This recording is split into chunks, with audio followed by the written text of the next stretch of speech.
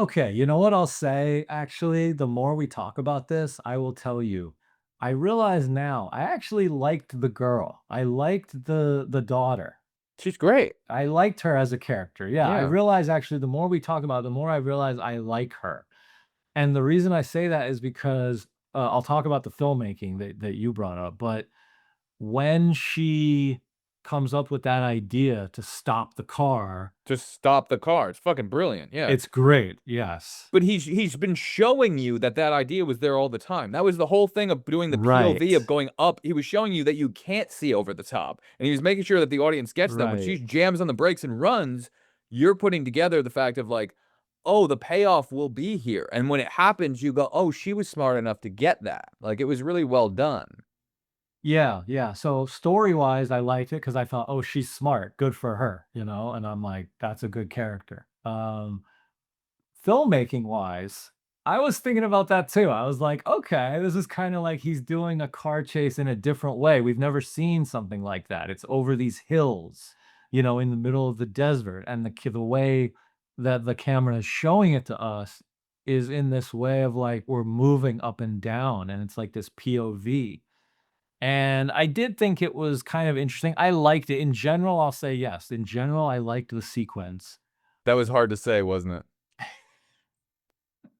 That was really difficult for you. Well, I'll tell you something that took me out of it, like, slightly. Here we go.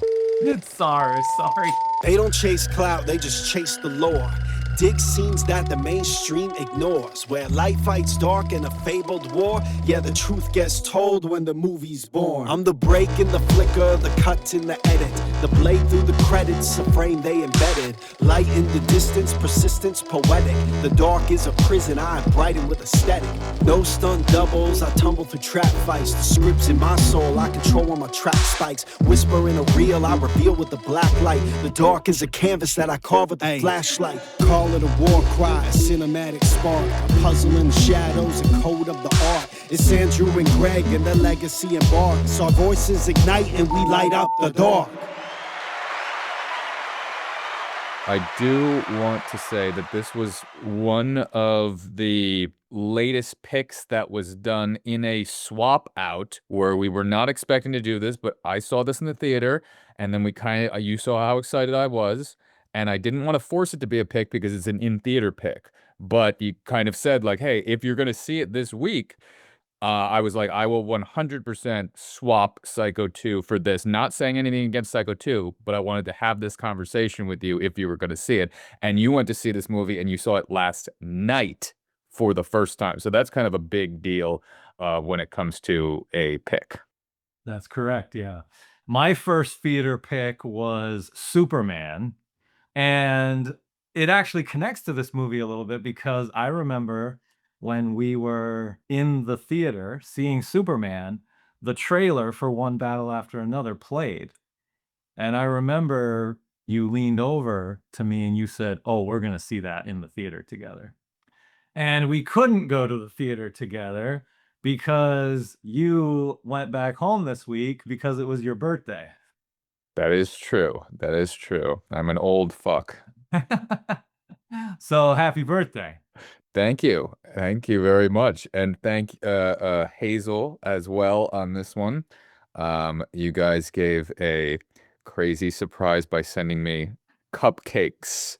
So I'm getting fatter by the day over here, and I'm trying to keep my old parents away from munching on them as well because it's not going to be good for their health. But they have partaken in the in the cupcake fiasco. Oh It's one of the no. most beautiful display of cupcakes ever, and we're trying to keep Peek of the dog away from them as well.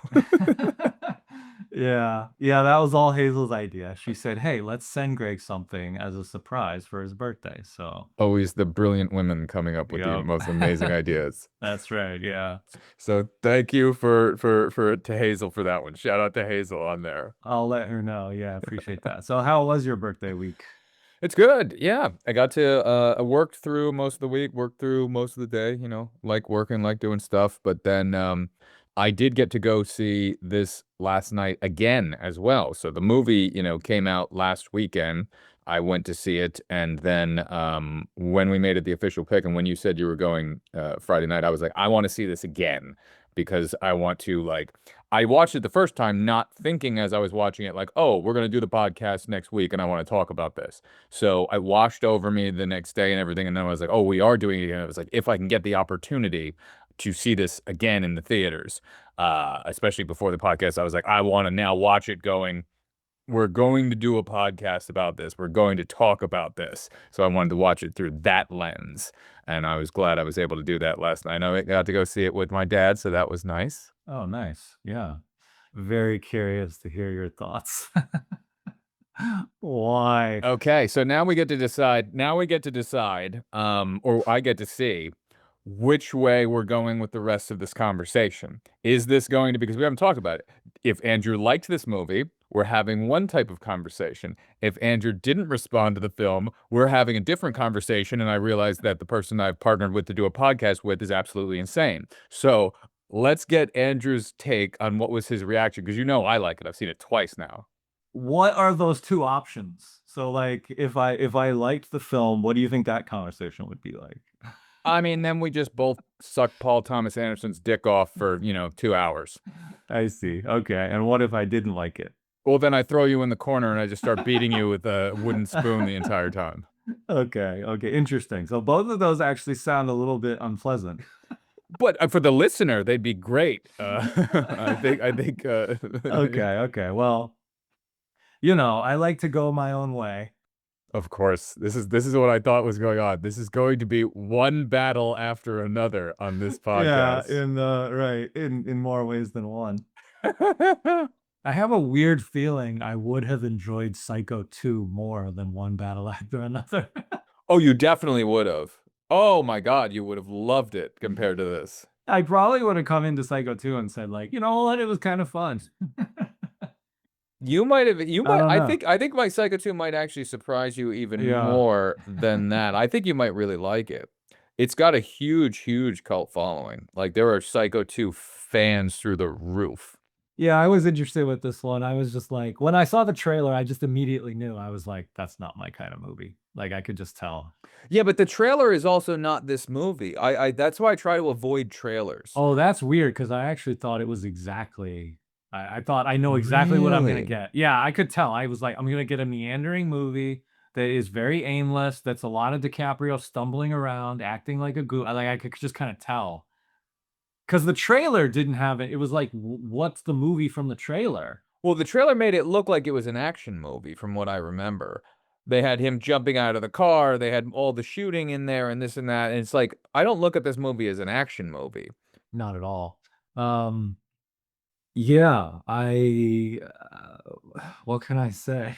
Here we go. Here we go. This is why we have a podcast. I actually feel like this is the part that scares me, where I'm like, I don't want certain certain opinions to be recorded.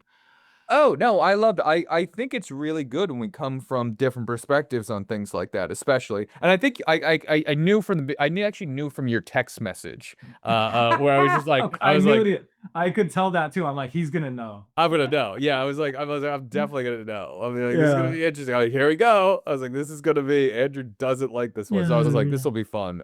Yeah, it's interesting. I mean, just doing the podcast. This is what I really like about doing the podcast with you, is that we get to learn each other's tastes.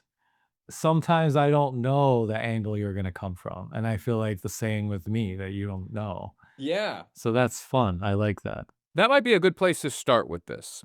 Which of his films do you respond to very much? Like, do you like Punch Drunk Love, or do you not like that within the pantheon of his films? That might be an interesting jumping off point.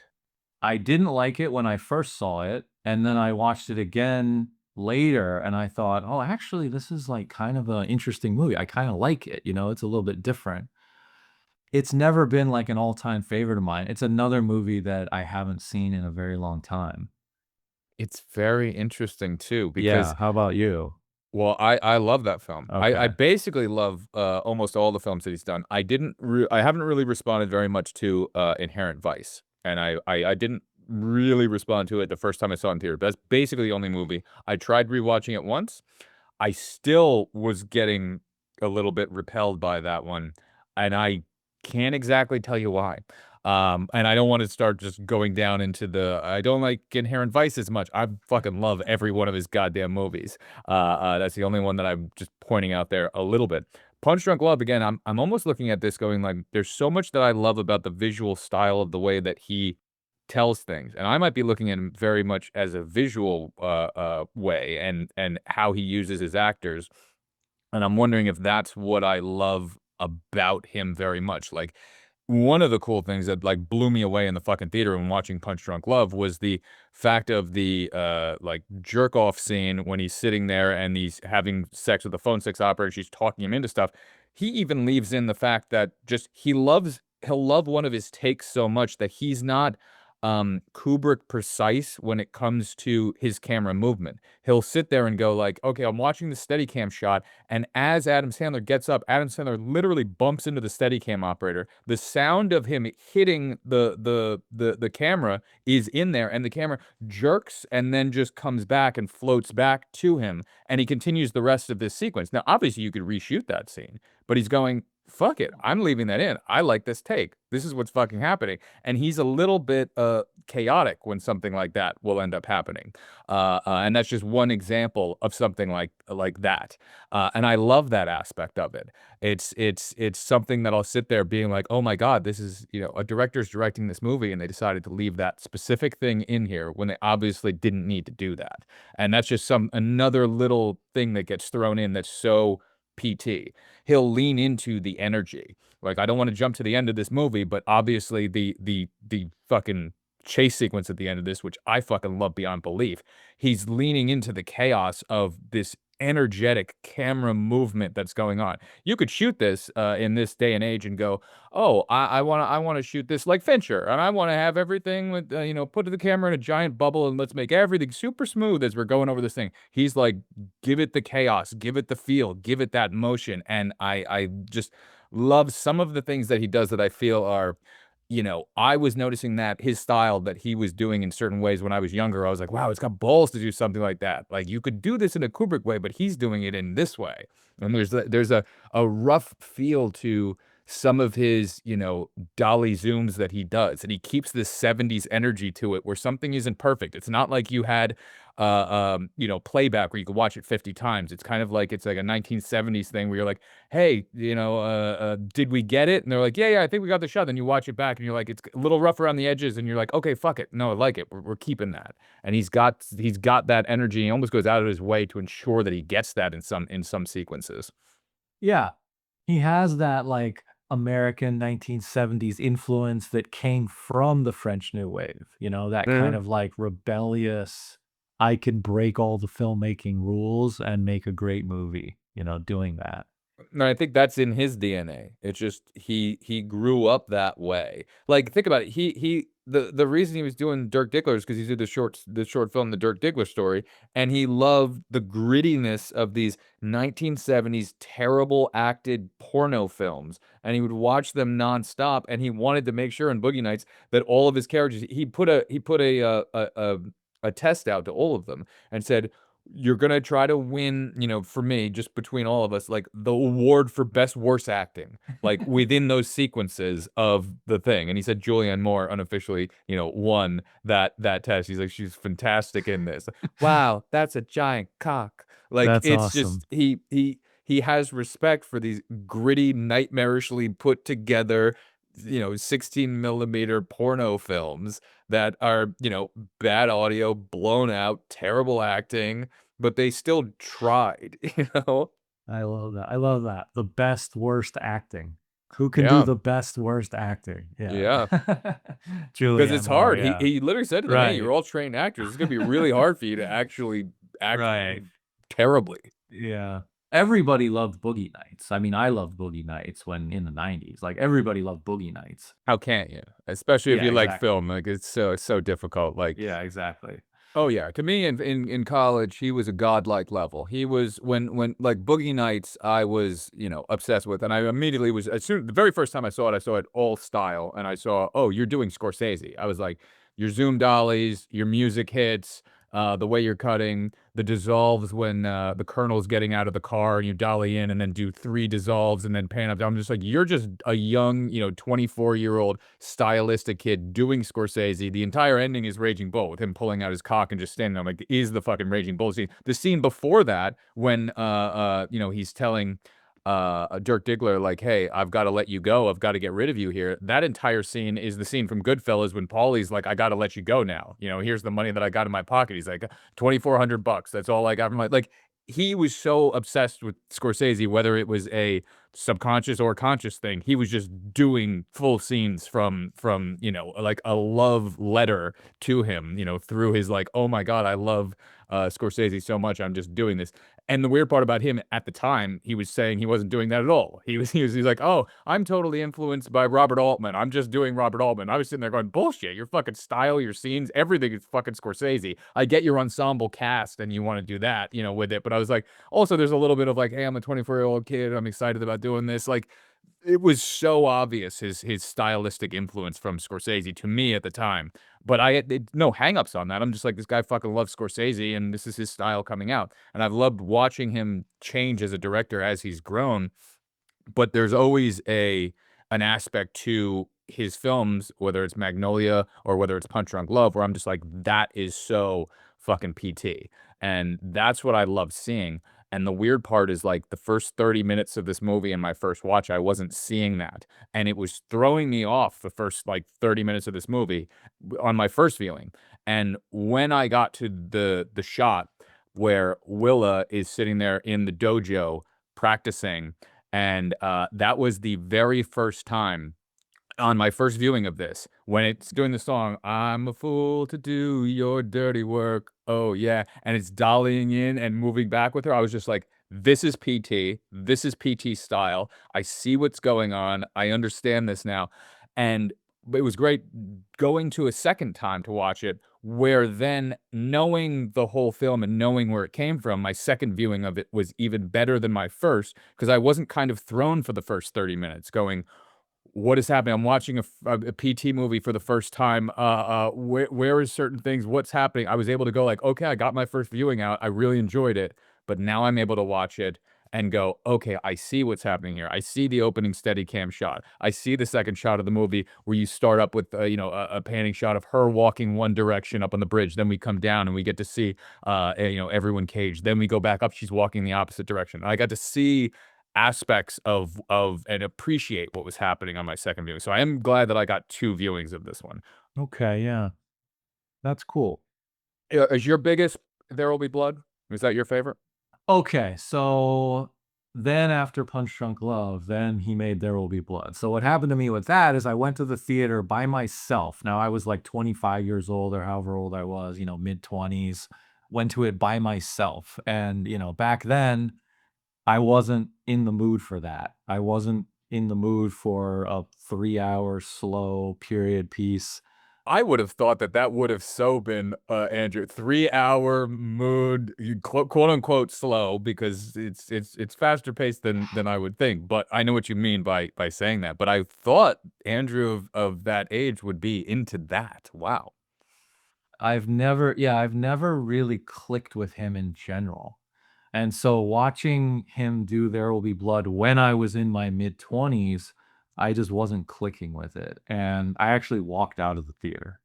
Wow. Yeah. So we're getting to the kind of the thing. Almost the number one thing that I love about him is his style. And you have something where you don't click with his style.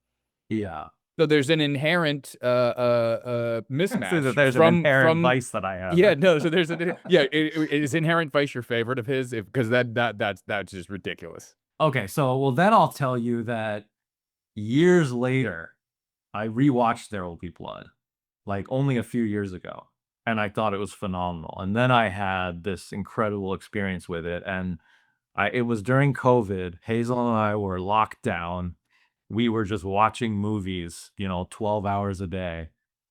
I turned on There Will Be Blood. Hazel was asleep, and I watched it by myself, and I was riveted. I was like, the whole runtime, just like, actually, this movie's kind of incredible. Just the way he does these camera moves, and they're kind of subtle, and the way he uses sound and the music. The build of the score of dun dun dun dun dun dun. It's fucking amazing. Yeah, and I was really into it, and I thought, "Okay, this movie is actually incredible." And the next day, I was just raving about it to Hazel. I was like, "I watched this movie last night when you're asleep. It was one of the best movies I've ever seen. I didn't like it when it first came out, but now I realize how great it is." And she was like, "Well, I wanna watch it now." And I said, "But I just watched it." She's like, come on, watch it with me tonight." I literally watched it 2 nights in a row, and I loved it even more the second night. I was like, "Yeah, this is now one of my favorite movies." We Yeah. gotta go back and rewatch Boogie, Magnolia, and Punch Drunk. I'm gonna bump those up. So, I loved There Will Be Blood eventually, and all of his other movies since then, I have not liked a single one of his films since There Will Be Blood. Wow. Inherent Vice is definitely one that I don't respond to. Phantom Thread, I don't go back and watch it over and over. Had a really good theater experience with that one. Licorice Pizza, very much like I can always go back into his style. Like I'll watch there and I'll be like, wow, you're doing an amazing side dolly shot on this in a close up, and you leave in those quote unquote like other directors or other people would be like, we're gonna do another take because I don't like the way that I lost focus or did this and that. But none of those films, none of, like The Master, Inherent Vice, Phantom Thread, or Licorice Pizza, after There Will Be Blood, did I have a amazing theater viewing. I mean, The Master I did. I had a fantastic theater viewing there. But I'll say, Inherent Vice, Phantom Thread I had a good viewing with, Licorice Pizza I had a good viewing with. But none of those potentially gave me, like, the Boogie Nights, Magnolia, Punch Drunk Love, or There Will Be Blood. Like, his earlier ones were always ones where I was like, yes, fuck yes. One Battle After Another, first viewing when it got to that shot that I was telling you about with her in the dojo, I started going, this is like PT. I see you. I see where you are. And I got so into it. And then he threw me for a loop stylistically with some other things that he did within this that he's never done before. He's got a helicopter shot in this movie.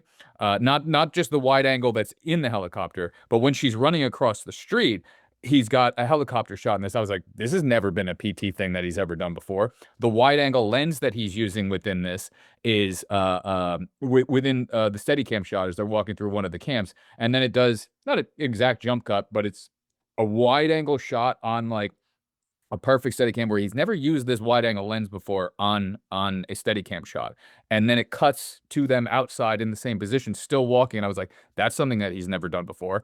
And then it cuts to a shot where it's behind Sean Penn, and it's almost like a Spielberg type wide angle sitting behind somebody. And I'm like, he's never done this type of shot before. And there's very stylistic things that he's doing in this, specifically when it comes to a wide angle lens, where I can see Tarantino going, huh, what the fuck's going on here? Her pregnant with the fucking shotgun is a shot out of fucking Inglourious Bastards. Like that, he's never used a wide angle shot from the side like that. And now he's referencing Tarantino within this. And I was like, what the fuck are you doing? Like if you think about Jungle Pussy, when she's robbing the bank and it's a low angle dolly with her coming up in there talking to the bank, I was like, this is a Tarantino character just taken out of a Tarantino movie and now placed within this. And I was going, he's doing some, I don't want to say jabs because they're like friends and they go back and forth with certain things, but he's doing like a little bit of a message there in that he's just going, I'm taking a Tarantino style and I'm doing these exact shots, and he's being playful with that. And I could see him kind of nettling Tarantino a little bit with that. I could see the playfulness of him sending him like a little bit of a message in there. And I bet Tarantino's a little salty about that. Interesting. Okay, yeah. That shot from One Battle After Another with the machine gun, you're saying that that is a reference to Inglourious Bastards? It's A definitely specific shot or no, not a specific. I'm Okay, just saying that is okay, yeah. a Tarantino shot. If Style Tarantino shot. style shot, wide Okay. angle lens, like this is like Hugo Stiglitz fucking sitting there shooting something, and it's from an exact side Okay. angle with a lens that he has never used. He never uses a giant wide angle lens on a tripod, static there with somebody doing an action like in any of his films. That is a Tarantino shot through and through. Yeah, I see. You're responding to a lot of the camera work, to his style, to kind of Love his style. Love his style. his evolution visually as a director. How does he cover scenes, shoot scenes? He's always had this clear affinity for, you said, the 60s, 70s style of filmmaking. So he Mhm. uses, lots of music from that era. He'll do like zooms and like dollies. And so his style has this kind of retroness a little bit. Mhm. This movie, One Battle After Another, I think he's bringing that in. I don't think he's as much. This is the interesting about the style about this movie that I kinda wanna get into. This is almost like Punch Drunk, he like, you kind of, referenced that after Magnolia, he kind of did that, and that was his first reference kind of into maybe his own type of style of something, because there is some dolly zooms in that, but this movie, and kind of what I'm pointing out here, he's using wide angle lenses, he's doing other things that he's never really done before, and he's filming a lot of things a little bit more typical. There's no dolly zoom camera movement going into a certain thing. Like, he's not doing any of the Magnolia type tricks. He's doing longer steady cam shots that are just kind of, following people. I'm thinking about, Bob going through with Benicio del Toro through his whole space. It was one that I was watching, and that's why it threw me, where I said the whole opening of that thing, I was not going, "Oh my god, this is Paul Thomas Anderson." I was watching more of just a interesting film, and that's why it was throwing me until I saw that shot with her, and I go, "Okay, that's him." But then it kind of goes away from that again, where, like, there is the reference to Tarantino, but I don't think he's specifically referencing any other directors with the most of the shots that he's doing within this. He is doing some, zoomed in shots with cars coming, things like that. They're a little bit more akin to kind of, what he did, in The Master with driving off into the distance or something like that, but this is one where I don't feel that, besides those little jabs at Tarantino, he's not like, there's no shot in this movie where I go, "That's a Scorsese shot." If anything, some of the ending shots that he is doing, with Sean Penn's character when he's meeting his daughter are a little bit reference to, a Kubrick and Barry Lyndon, in the scenes of, that the placement of the camera within that scene, how they're so far apart is almost like the Barry Lyndon shooting scene where they have to, "My gun is faulty." Like, and it's not even like a ripoff of that. It's just like he has some Kubrick aspect to the way that he's filming some of the wides in that. But again, that's not like, "Oh, I'm definitely doing Kubrick for this scene." Like, many of the other shots in that are just like, he keeps very close-up shots on people's faces, and I think that's very much like a '70s thing and a him thing as well. I think he's really done that well, and this is one of the breath of fresh airs to me was the scene, and this hit me the second time watching it. It hit me the first time on a subconscious way, but the scene when Bob goes in to the teacher to have a review of, his daughter, like a progress report. He's sitting outside and he's smoking some weed and he's like, "Oh, I gotta go in to fucking talk to the teacher about how my daughter's doing." And the entire sequence of him and the teacher talking, there are no wide shots, and it's just one close-up shot of him from a high angle looking down at him and another close-up on the teacher, and they're talking about the room. He's talking about all the presidents that he sees, and he's just turning and looking and speaking about those things, and there's no stupid wide shot. There's no cutaway to, "Oh, you're talking about this prince, this president from the past." It's just on their faces. And the power of that, of not doing traditional coverage, like everything's shot like a goddamn television show where they're like, "Let's get the wide shot, let's get the master, let's go in here, let's go in this," and he just leaves it on these actors' performances, and it brings you into that world where you're filling in the world of, what a fucking schoolroom looks like. You get it. He's just like, the interesting thing I've narrowed in on, it's this character and it's this teacher at certain moments. And that's what I love. And there's a ballsiness to that, and there's a power in that, and that's what I feel when I'm watching his movies. I feel safe. I feel like I'm seeing this world through this person's eyes, and they want me to see these things. And that is something that I've been feeling is missing in so many movies that I go to see. It's so safe, and you go, "Why are we doing this shot?" Or, "Why are we doing this?" Or, "Why are we over here? What are you trying to tell me by this?" And he just tells you and shows you what he needs to tell you and show you to get this done. And I think all the performances in this are great. Uh, I did wanna do just a thing because you mentioned the ending of There Will Be Blood. And this is just, it's a throwback to the Tarantino connection there. When he says at the end of There Will Be Blood, and he goes, I'm finished, because you said it might be, his masterpiece or whatever. When he goes at the end, I'm finished. That's him saying, I'm finished as a director. Like, here's my masterpiece. I'm finished. Now, who did the exact same thing after that in Inglourious Bastards? Tarantino did Carving into the Head, and he goes, I think this might be my masterpiece. These two guys talk to each other within film back and forth, and they do it subtly like that. And this was the first time that PT went, you know what?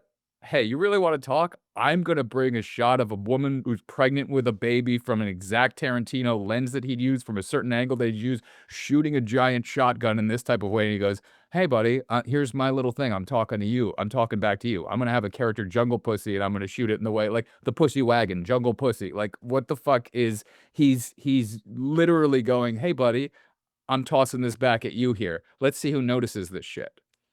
That's a really great observation. I think you're right about that. I didn't think of that when I was watching the film, but I think you're right. And it makes sense that those two would have like this little rivalry, friendly professional rivalry, because they're both LA filmmakers, they're both writer directors, they both have a great affinity for 1960s and 70s movies that they infuse, into their modern day films. So there's a lot of overlap between them. They're both interested in similar types of stories, crime stories. They both, are obviously Oscar level filmmakers who try to make great films that have lots of substance and depth. Tarantino is definitely a bit threatened by him. I just have to say that. Because you can tell that by Tarantino's thing where he puts certain things in top 10 lists, or he'll talk about certain directors, and he always tries to say, I'm a writer-director. It differentiates me from other directors. And there's many key points where he doesn't mention Paul Thomas Anderson. And you can tell that, like, there is a deep thing there where he wants society, 100 years from now, to look back at directors and have him be a standout. I've done 10 films. I've done it in this way and that way. And he knows that PT is somebody who's a contender for being remembered as well. And he sees, they both see each other's genius in a certain type of way. I think Paul doesn't look at it as much as a competition, as more of just like, this is the way that I do things. I'm doing things. But Tarantino, I think, very much feels like a competition is happening. Yeah. Okay. So you want to talk about this movie in particular? Yeah, you didn't find this entertaining. Yeah, and you didn't find the humor within it. I felt like it was very long. There was very little story and plot.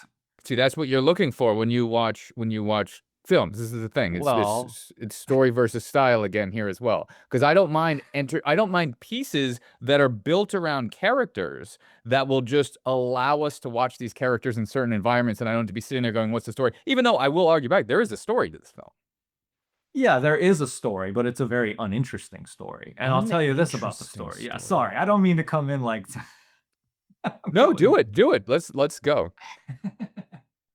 Ever hated a director so much you wish you could erase every single movie they've ever made from your brain? Introducing the Director Disintegrator by Forgetify, the world's first cinematic cleaning system. With just one click, we'll permanently remove that director's entire body of work from your memory. Say goodbye to bad dialogue, confusing endings, and that one scene that still makes you angry in the shower. Sign up today and use promo code Andrew and Greg, and we'll erase one movie for free. Once you see it works, we'll go ahead and scrub that director's entire catalog right out of your noggin.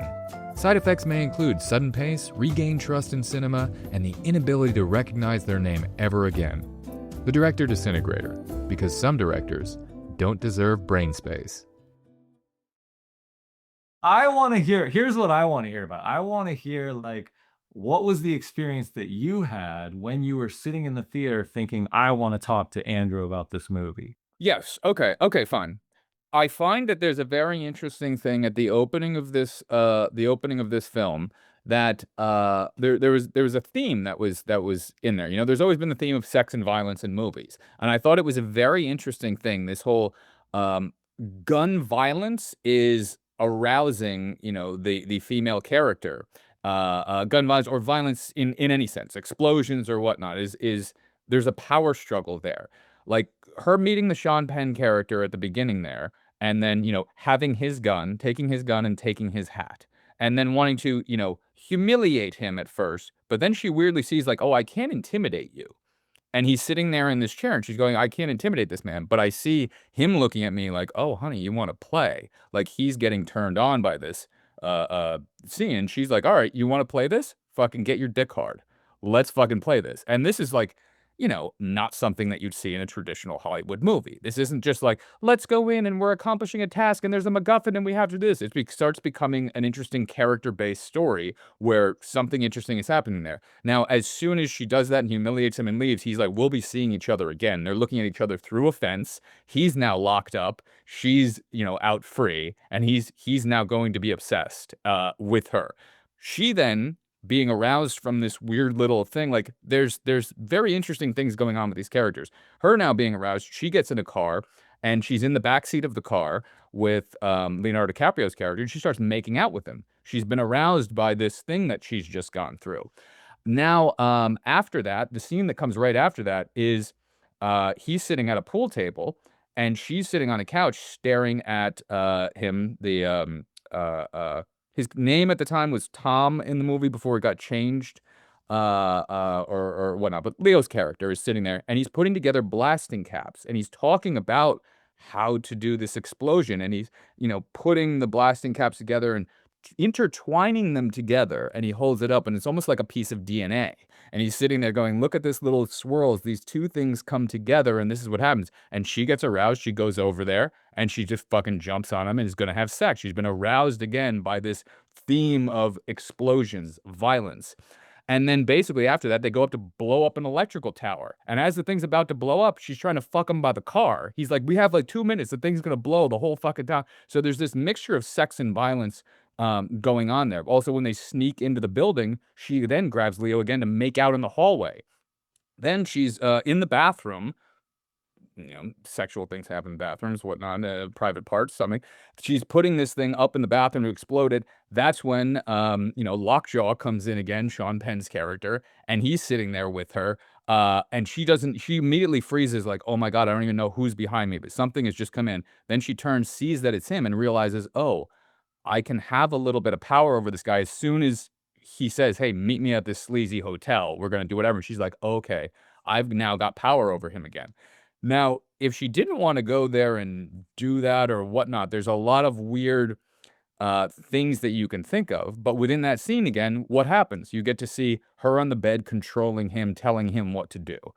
And he's very submissive to this. It's the whole thing of like a Wall Street guy wants women to walk on his back with high heels or whatever the fuck. So if she didn't want to have sex with him, she could have bossed him around and said like, "Bring out your dick, jerk off, blah, blah, blah, blah, blah, do whatever." And he just would have done whatever she wanted him to do. In the end, she ends up throwing him up against the wall. She's wearing his outfit. She takes his gun and shoves it up his ass. Like the two of them are having this chaotic thing, but she weirdly is enjoying sex with the lockjaw guy, on her own terms. She didn't specifically, on the thing I'm throwing out here, have to have sex with this guy. She could have manipulated her way out of that and said, "Jerk off and getting out of here." She's getting turned on by this aspect of this anyway.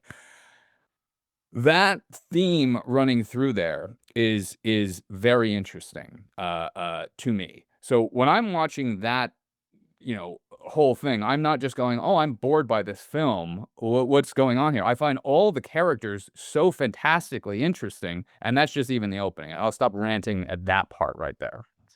I noticed that. I noticed what you're talking about, the connection between sex and violence in particularly the opening act of the film. And that, by the way, is also very Tarantino. Uh-huh. I did notice that, and I thought that was interesting. I actually thought about Doctor Strangelove, Ooh. right? The idea of like the movie One Battle After Another, it almost has like this satirical tone. Oh, huge. Huge. It's not a serious film. No, dude, the fucking Christmas Adventurers, All Hail Saint Nick. Like, we haven't even gotten into that yet. Like, this is hysterical.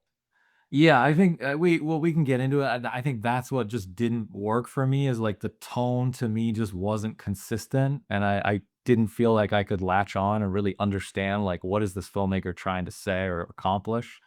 But I did notice satirical kind of a tone and the connection with sex and violence, and in Doctor Strangelove, it's like nuclear war. Right.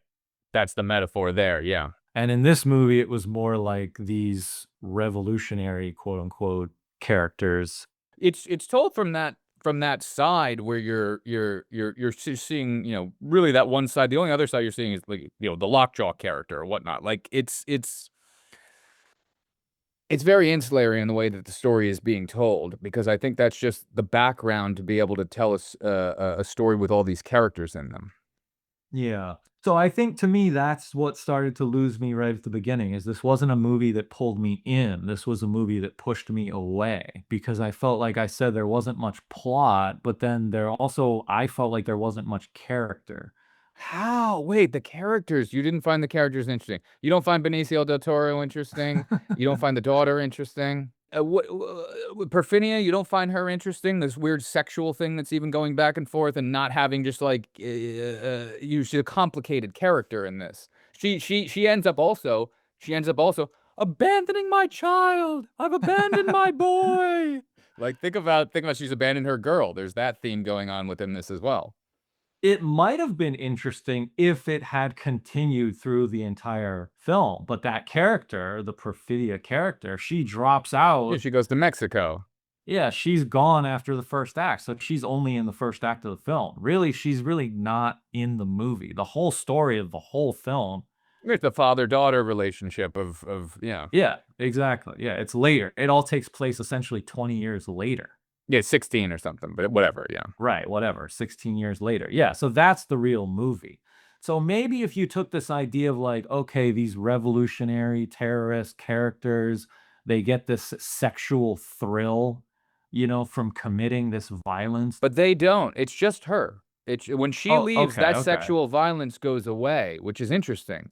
It wasn't the whole theme of the movie. It was the theme of her character in that opening that makes that opening, very interesting. There's this, like, backwards Tartuffe way where you get this one character who kind of is the catalyst for the whole film and then disappears. It's almost like a Psycho type thing where it was like that was the I think you're going to be watching this movie, and then she rats on everybody. Everybody else dies, and then Bob and his daughter are the only ones basically left in this that we are watching. And there's, the revolutionaries have been off doing their own thing, but we don't know them. We now just see the aftermath of what's happened when he's like, "You go do you, baby. You go, beyond with this thing that you've got to go do."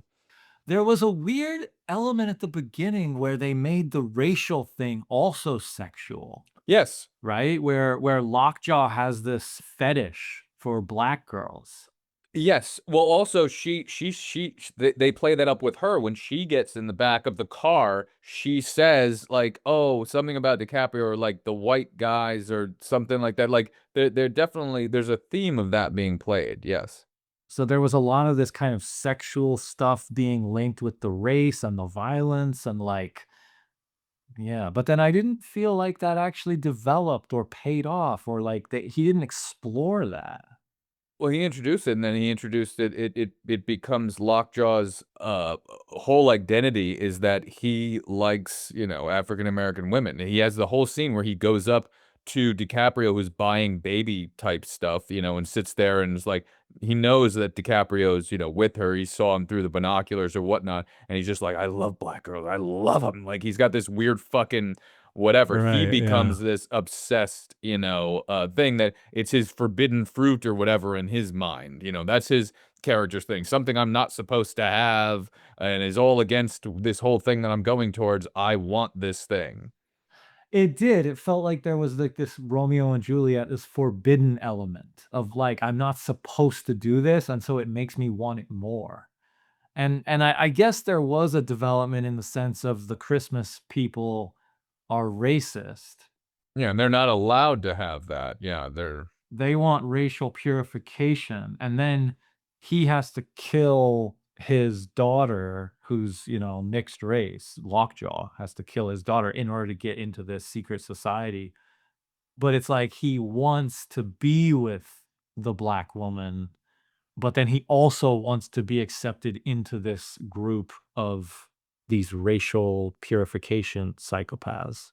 Yeah, it's not a character that's gonna make sense. Like all the Yeah. characters in this are all not, hey, this person makes perfect sense in the way that they act or do or whatever. They're all conflicting. Now, if you think about it at the part that I talked about the DNA, him twisting those two things together, and that's one of the macro close-up shots in the movie when he holds that out. And I was saying it looks like DNA and it looks like those two things coming together. Think about the actual character of this movie that you like.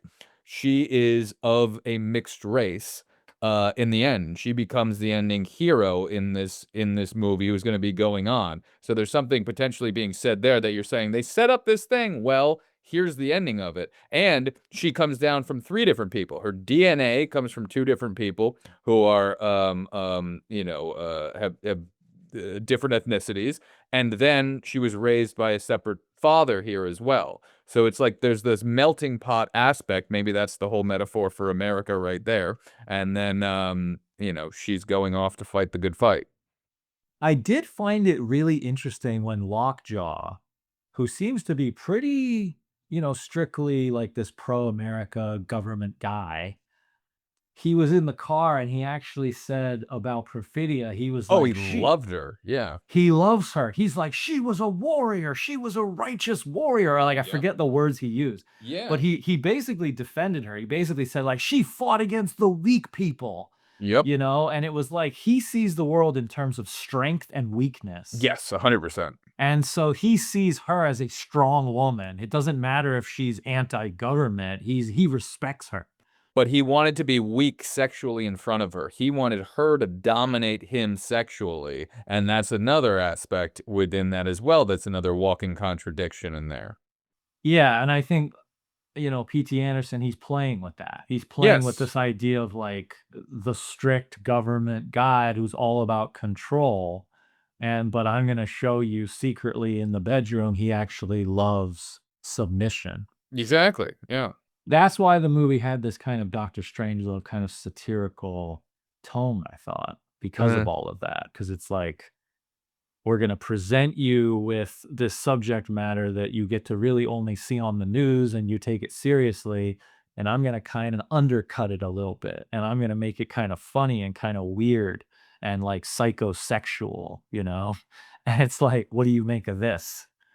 It allows you to bring like a movie that doesn't explain everything and go, here's exactly what you should feel and here's exactly what you should do, is the type of movie that allows people to bring their own feelings towards it and or take what they want from it and then have conversations with other people about it afterwards. Like I think that is one of the good things about his type of filmmaking, where it might not in your type of way be put in fully boxed together perfectly with here's exactly what I was trying to say and here you go. It allows people to access this type of thing. Yeah. I wish that there had been a character that I could latch on to. I felt like there was just nobody for me to care about in this movie. I don't care about any of the people. The DiCaprio character is so much of a buffoon, and I'm just like, I don't like this guy. He's an idiot. But how is that not entertaining for you? The guy's just like, I've been doing drugs for so many years, I can't remember. Like, I love that sequence. And he's just like, you little prick. And like, there's so much fun within that. I guess I just don't find it fun for that type of character to be the hero of my movie. Well, because you like superhero movies. You want this to be I want my hero. But the heroes can be these flawed, fucking drugged up fucking people that you're gonna watch something on. I find it super interesting and entertaining. The weird part is you don't, but I get that because you're looking for Superman. This is not Superman. I love artistic movies that have I mean, look, at the end of Doctor Strangelove, the whole world gets blown up. Right. That's a great ending. I don't have any issue with that because it has like this pointed funniness. There's a purpose to that. It basically, you like superhero movies that have deep, happy endings and everyone walks away happy and doesn't leave the theater going, fuck. Oh man. I mean, these are all people where who am I supposed to root for in this movie? Like the mother at the beginning, yeah, she's supposed to be like the main character essentially, but then yeah, she just turns on her friends. She has no loyalty. So she's like Right. she does become a rat. So Yeah. it's like, okay, so then This woman has no honor, she has no integrity, like, there's nothing to stand on with that character. So you're like, "Well, I don't connect with that character, I don't like that character." So then I move on. Who else am I supposed to connect with? DiCaprio? He's just this bumbling idiot. You got the dojo guy who's basically you don't know anything about him, he's got no character. What? I actually wished that he had been the main character. I was watching the movie thinking, "I feel like the dojo guy is actually the most interesting person here." Yeah, he's fantastic. He's a great person to latch on to, who seems very principled in what he's doing, doesn't mind sacrificing himself to go to prison to ensure the fact that, this mission will be complete, you will go save your daughter. He's the one person in this who does have, a very giving type thing, throughout this, and very selfless. He selflessly, throws himself, at the law, and he knows he's going to jail. I was watching the movie thinking Benicio del Toro should have been the main character of this movie. I mean, like he's competent. But it'd be a different film. Well, he's calm. He's drunk driving, and he's not a perfect person either. No, But but he's driving the story. He's the one who's saying, "Come here, do this. I know what to do. Go over there. Let's avoid these people." He has a battle plan. yeah, DiCaprio is like a follower. That's why I said he doesn't actually have an impact on the story. He's just walking after Benicio del Toro. He's following behind. and I find it fun to watch that character. It is fun, but he should have been a side character. Yeah, but the Benicio character, I think, is a main character. The way he was within this, he would be slightly boring to watch the entire film of, because he's very moving forward. Like, without the chaos of no, but think about it. Without the chaos of DiCaprio's character within this, we'd be watching him sit there at the dojo, like fixing his books and doing the taxes. And then he would just gently walk back home, and he'd have dinner with his wife and child and sit there having dinner. He needs that chaos thrown into his life. So the DiCaprio type character, or characters like that, would constantly need to be giving him chaos to enact him to be moving forward in this type of way. I would have liked to see his storyline expanded and his character expanded in a way where we see more of his life and then also after the events of the film. Like what happens after he's arrested? Like I actually I kept feeling like I want his story, Like he's more of the actual hero of the film. I know, it's funny. You want what's not in the Paul Thomas Anderson movie. I just accept what is in the Paul Thomas Anderson movie. I accept the world and what he's showing me, and you look at it going like, this can be done better. I see you've got some good jumping off points of where this could have gone right, and all you see is the flaws from your perspective. It's the two different ways we approach this film. The one thing that we didn't mention that I did actually really like a lot was the young actress who played the daughter. Oh yeah, she's fantastic. Yeah, she's phenomenal. I think she has huge star potential. I think she's probably going to become. Oh yeah, she's gonna blow up. She's gonna blow Yeah, up. I think so. Yeah. So I really loved her. So there were a few things. I mean, I tried to like it. I tried to open myself up as much as possible. And there were a few times that I did chuckle just because, DiCaprio is doing something quirky. But I think I felt like I was laughing at him. I think that was my issue, is I felt like I was laughing at the characters Right. because he's framing it like, look at how stupid these characters are. Aren't you laughing at them? And something about that bothers me. Like when Tarantino does Once Upon a Time in Hollywood, for some reason, every single thing DiCaprio does is funny. Like he's this lovable sort of somewhat loser, not really a loser, but his career is not as successful as he wants it to be. Yeah, he's just a drunk. Yeah, but there's something so interesting about him. Like you want to spend time with him. There's something kind of like, He's got a charm. He's got a charm. yes, Tarantino gives it this three-dimensionality. There's like a depth where he's goofy, you're laughing at him, but you're also kind of laughing with him. Because I was watching this movie thinking, well, I'd rather just watch Once Upon a Time in Oh, Hollywood. it's a totally different tone, though. I guess for me, when it shifts and the is her name Perfidia? The Yeah, Perfidia Perfidia, when yeah. she leaves the movie and it becomes focused on DiCaprio, I think there's a turn where it gets a little bit goofier because he's such a goofball that then when all the focus is on him, there's really nothing to balance it out. Perfidia is not necessarily a serious character, but more so than DiCaprio. And so I think to me, there was like this kind of tonal shift that occurred when she left the movie. I think it hurt the film. The film got less interesting and it became more focused on DiCaprio. The movie got goofier. He just seemed like a loser. His cause seemed like it was pointless. And I was like, what is the filmmaker trying to say with any of it? Like, I don't get any of this. Like, Yeah, because this you don't all find that all the parts fit because they kinda don't, not because it's a Paul Thomas Anderson film. the daughter, I think, ends up being essentially the main character. Yeah. I think she kind of becomes the main character. Yeah, she becomes with these 2 bumbling revolutionaries who are highly flawed, and this 3rd character who is her DNA. Those 3 people have come together to, create this daughter. It comes from the mother, it comes from the DNA of this crazy lockjaw character, but it comes from the nurture of the father who the only thing he gives a shit about in life is his daughter. That is, there's no way around that he's not motivated by protecting his daughter. Who are these guys coming to the door? Oh, I'm gonna fucking kill you if you fucking do anything you do to her, I'm gonna fucking do to you and your whole fucking family. You know what I mean? He cares about his daughter. She won't let her leave the house without this thing from, 16 years ago that you have to be protected. He's brainwashed her to let her know, like, there's this lockjaw guy, he could be coming after us at any moment. Like, his number one motivation is the daughter, and that's all that there is. But yeah, she becomes the ending symbol of the ending of the movie of going, these people who are highly flawed from the past have now created this thing that hopefully is her that will go on and actually be able to do in a good way what their flawed parents were not able to do, or flawed parents and DNA givers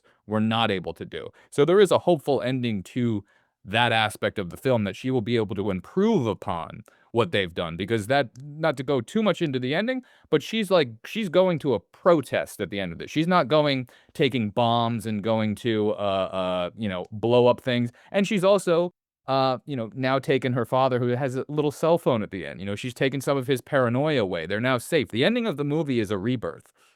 And if you want to talk about the chase scene, which I love so much, I could go creepy kind of Andrew into this and maybe give something here that would be, you're not going to respond to it and you're not going to like it. You're not going to think it's done at all. But the metaphor for the ending and that ending chase scene, I was thinking is the survival of the fittest. She's in this white car. And this is like sperm going through the harsh environment of the fallopian tubes. And she has to outsmart and outwit and get to the ending of this thing. And then she ends up killing the other one and she gets there. And then there's this rebirth at the end that she was able to rebirth this new life. Yeah, I see that.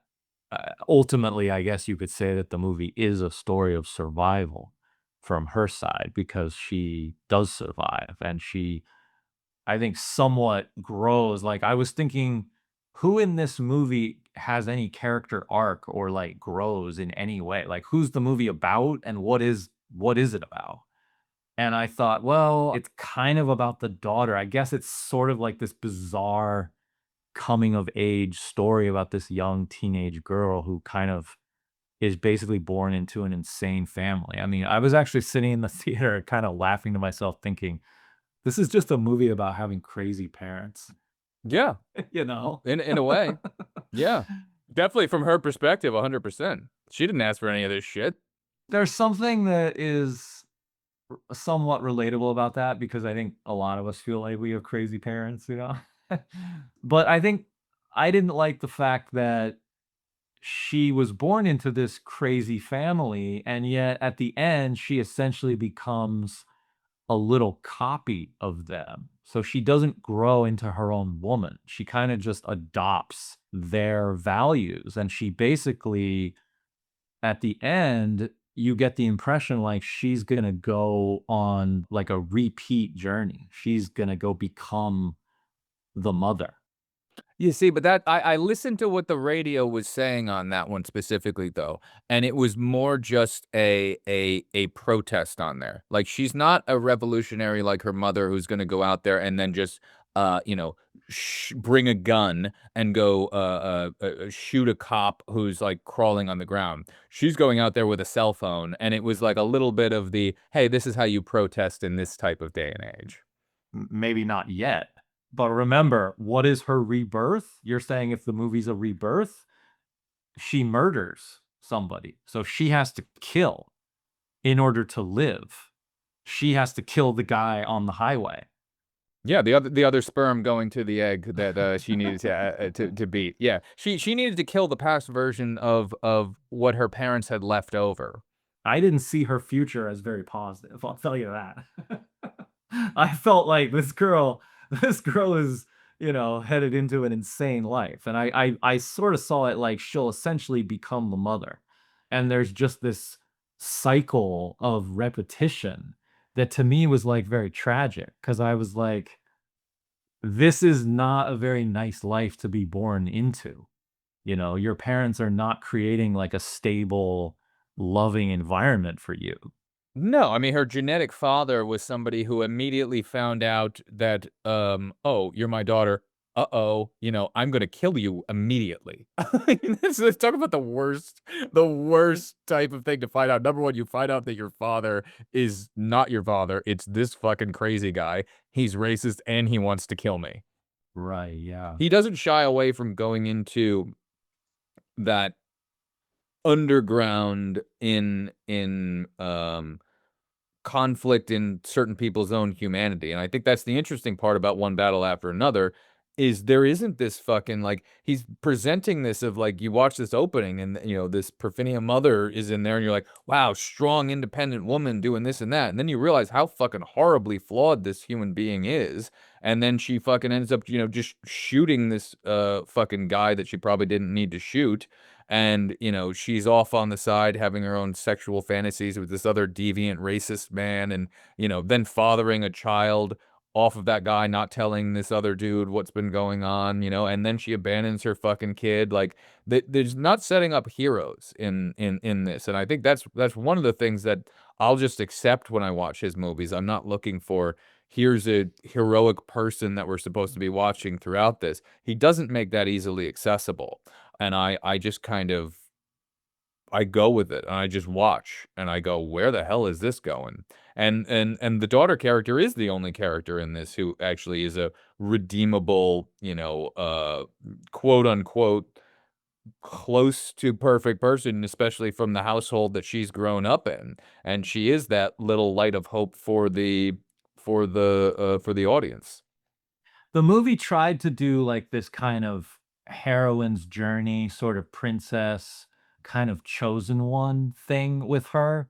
It was almost like Star Wars because it's like, because she was the daughter of this revolutionary woman figure. I don't know if it's as straight as that though, because none of the nuns trusted her. They all looked upon her as, this is the daughter of a rat, and we don't trust this person here. They were giving her salvation, uh, uh, probably because of who her mother was and whatnot, but they now considered her mother a complete rat. So they weren't looking at her as like, oh, you're the guiding light who's going to do something and bring us out of this.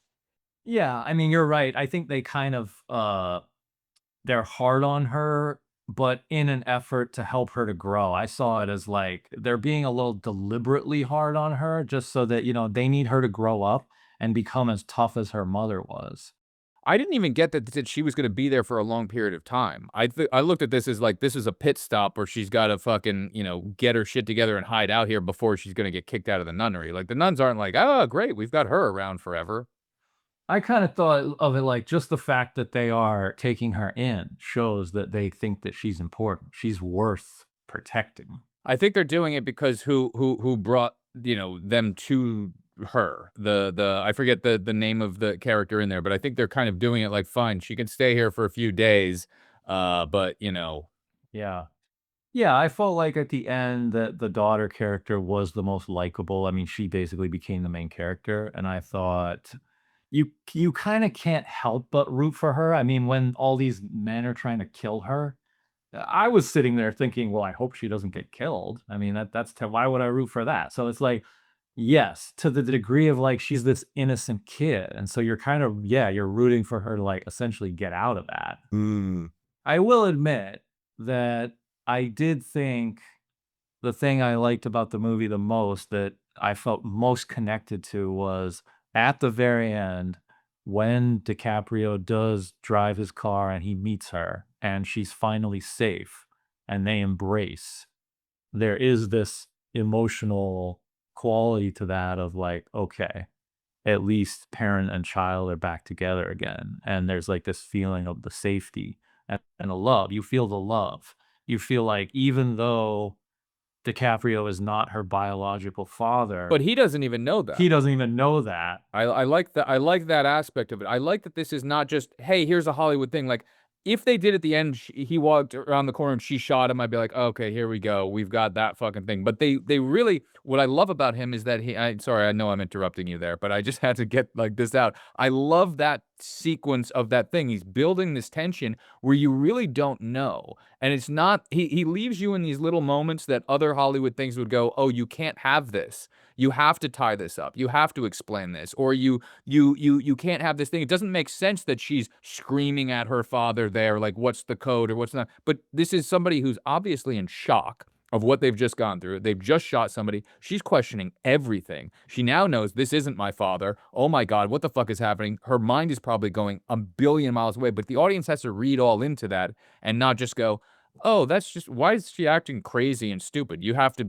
have that sense to go like really put yourself in that situation. That's how somebody might actually act. Like, and he's having to talk her down. He's like putting the gun down. And you're sitting there even for a second thinking, is she so whacked out that she might even just shoot him now? Like that tension there is something that is potentially missing in many other films because an editor might go like, this doesn't make sense. Just have her drop the gun and run to dad. You know what I mean? And I love that he brings in aspects that would not be in other films that give you pause when watching them, that feel like real characters in certain moments doing certain things.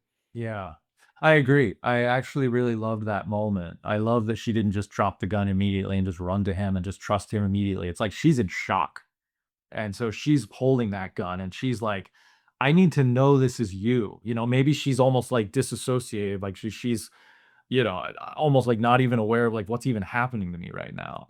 And so yeah, I really love that moment that she was like, what's the password? Right, right. And then it brings even more tension up because we're sitting there, we know that he can't fucking remember any fucking passwords or fucking shit. You know what I mean? So it's the audience is then in on the, oh Right. my God, he's not gonna be able to fucking even remember this. And he's gonna be killed by his own non-biological daughter, but daughter. You know what I mean? Yeah. Like this is still his daughter. Yeah, and I think when they did embrace, when she does finally drop the gun and she runs to him, and it's like she's had to grow up over the course of this film, you know? She's Right, had yeah. to defend herself. And I like the fact that they showed her doing martial arts, and you kind of get the sense of like this is a teenage girl who can handle herself. You know, Oh she yeah. she's not a scared little child. Like she's gonna fight. So when she does finally drop that gun and she runs to him and gives him that embrace, and they're driving in the car, and it's like she's crying and she's kind of feeling like, "Okay, it's actually over. I'm safe again."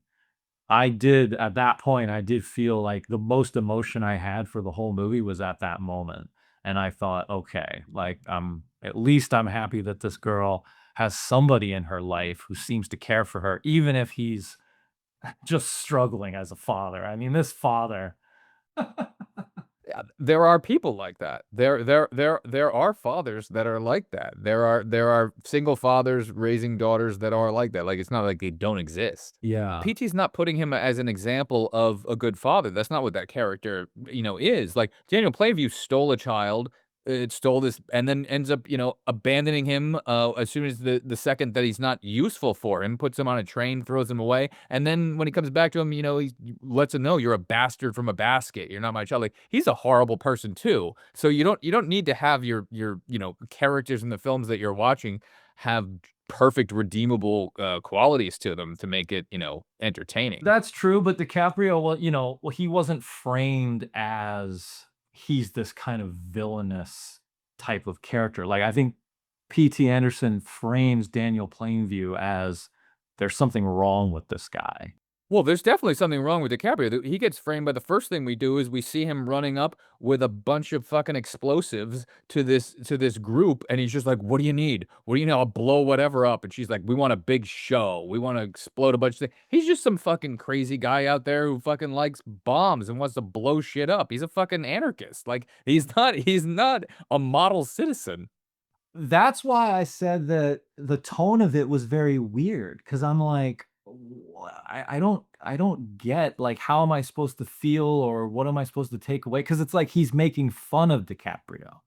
That might be exactly what he's doing with the entire film. He might be literally going, look at these white racist crazy people over here. I want to show you how silly that is. Look at these other revolutionary people, and they're just blowing up shit and actually not enacting specific change. Then you have this governmental type figure just going around searching for power, trying to shoot everybody and cover a mistake that he's made from the past.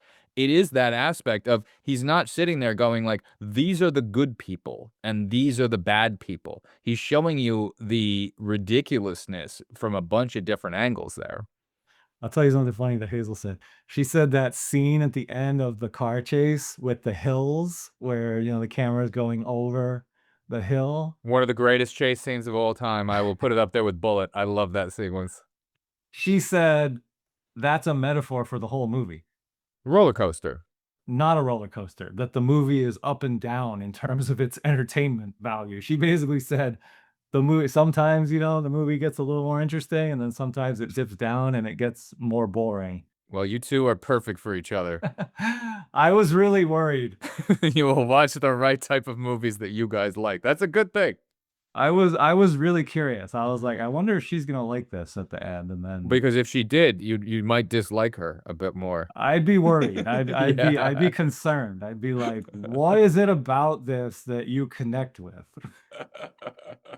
But she said she didn't relate because she felt like it was a very American story.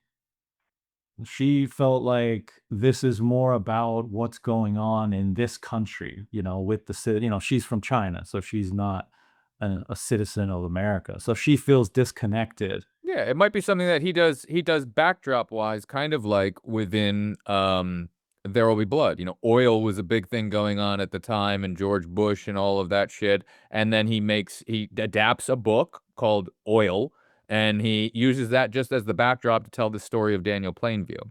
It might be the same type of thing that he's doing specifically here, where to get people into the theater or to be able to have people talk about it, there needs to be some sort of resonant theme that's just the backdrop of the film that he's using, that he goes, oh, this is topical at this time period, but that's really not the thing that he's going to be telling or doing, and that's not the number one reason that he's making this, is to say anything deep about that, because he's kind of not, you know what I mean? Like, I don't look at that, I don't come out of this and go like, oh, this is a movie about immigration, that's not what I come out thinking in any way whatsoever. It's funny that you said that because after the movie, Hazel said she didn't like the movie either. By the way, no influence of mine. I just asked her. I actually wanted her to give me like a different opinion. So I was very quiet and I said, "What'd you think of that movie?" And she like monologued at me for the whole car ride home and she said, "I really didn't like that movie." I hate Greg. Why did he make us go to the movies? Why did he make us watch this thing? And one of the things she actually said was she felt like that Paul Thomas Anderson was trying to use a very serious subject matter without having anything to say on that subject matter. And so it felt very sleazy because it felt like he was trying to use a hot button political issue to get attention on himself and his film without actually honoring that subject matter and treating it seriously. Because the movie does have this kind of goofiness, and she felt like it undermined the subject matter, that it made it feel like the cause and the subject itself is kind of goofy. Like you couldn't even understand, where does Paul Thomas Anderson even fall on this subject? You know, like with Kubrick, with Doctor Strangelove, you feel like, well, yeah, you can tell that he feels like we shouldn't blow each other up.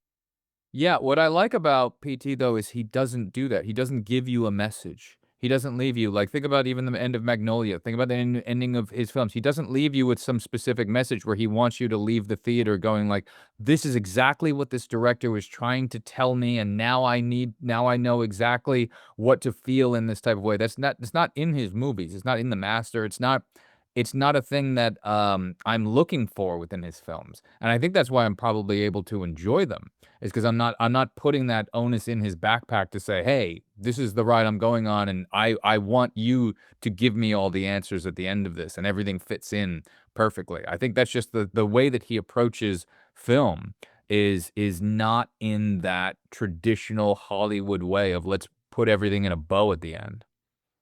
It's hard to convey. It's like I'm not looking for the movie to explain to me per se, but I am looking for some sort of feeling to kind of guide me.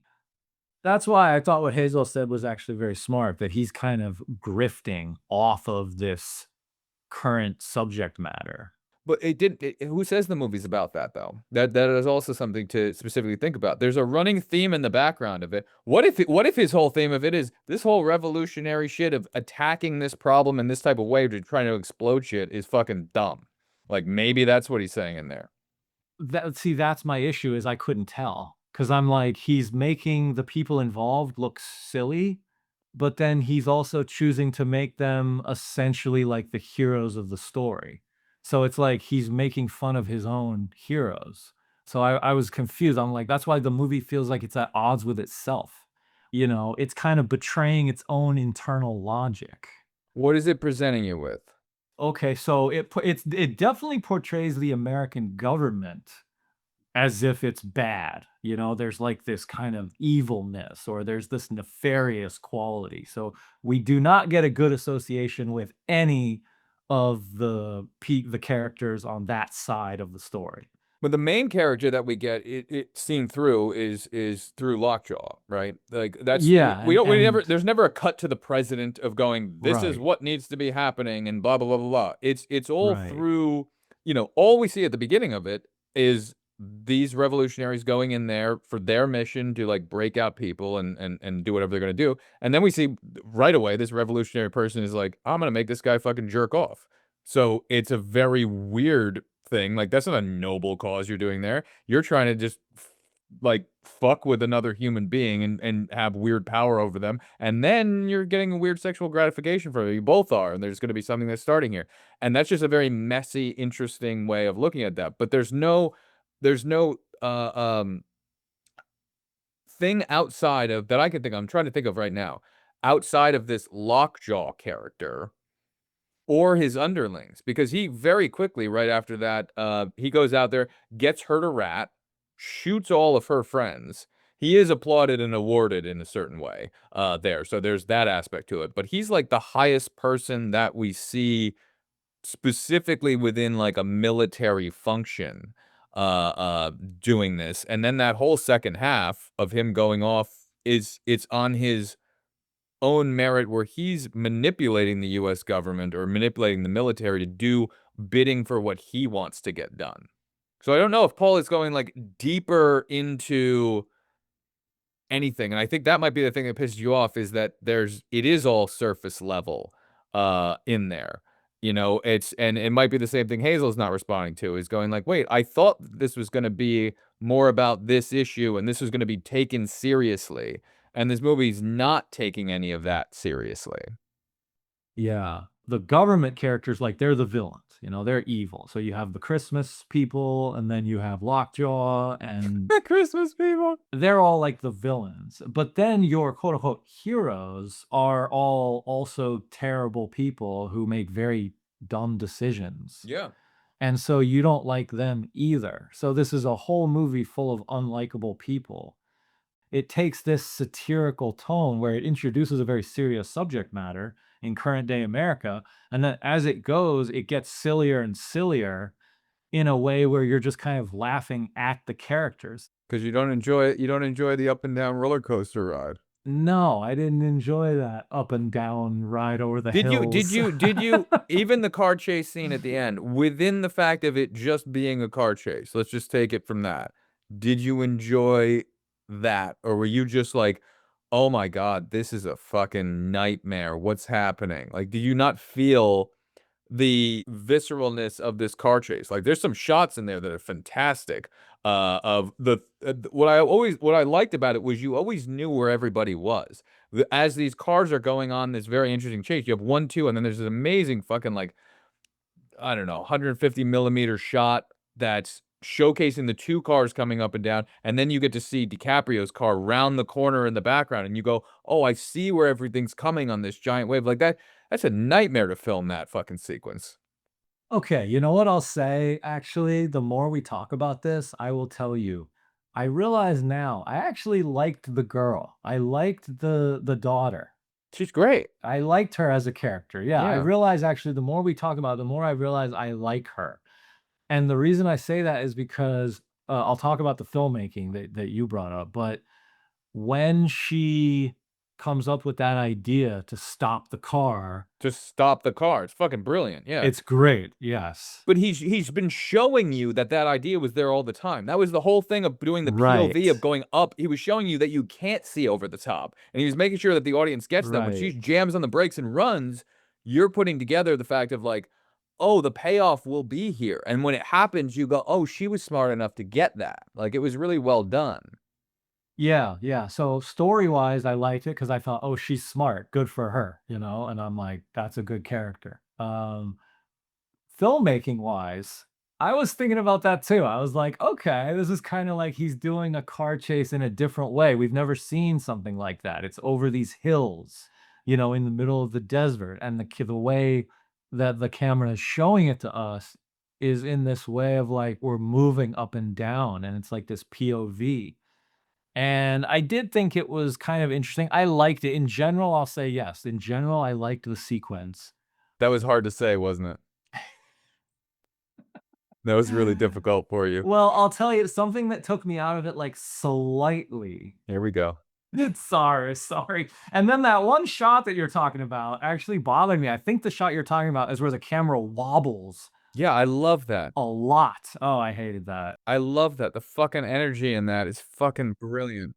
That annoyed me. It was like, okay, shot of a car, and then the camera, like, moves back or whatever, and then all of a sudden it shakes like crazy and on an empty frame.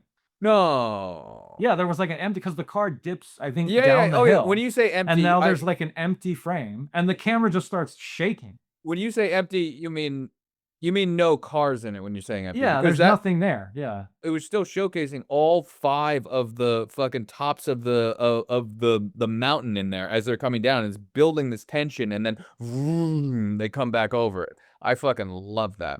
Yeah. Yeah. And then the camera starts shaking like violently, and then the camera's kind of moving, and I'm like, what am I looking at? Like, and then the car comes up into frame, and I'm like, oh, I see. I'm like, oh, he was trying to get to that other car. Yeah, he's going after it like it's the 1970s, and it's not perfect, and I love that. He'll just lean into that. It's one of the things that I love about it. Like the lighting and the sun changes throughout the entire chase sequence numerous times. He'll leave things blown out. I like that.